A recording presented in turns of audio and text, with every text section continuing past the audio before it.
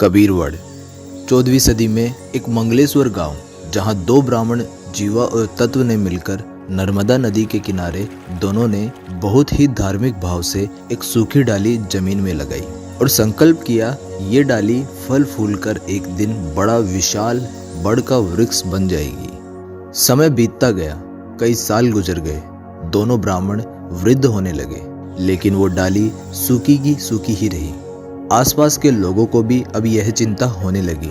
फिर किसी गांव वाले ने बताया कि काशी नगरी में एक तेज पूज्य संत कबीर साहब रहते हैं। फिर क्या था, गांव के 5 संत मिलकर काशी पहुंच गए।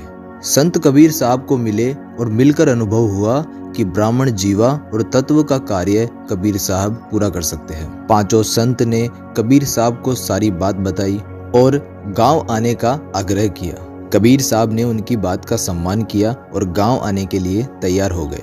जब दोनों ब्राह्मण को पता चला कि कबीर साहब आ रहे हैं, दोनों ने बड़े धर्म भाव से उनका स्वागत किया। नर्मदा नदी के जल से उनके चरण धोए, चरणामृत लिया और बाकी का जल उसी सूखी डाली में सींच दिया। देखते ही देखते वहां खड़े 5 संत, गांव वाले और दोनों ब्राह्मण के सामने सूखी डाली खिलने लगी।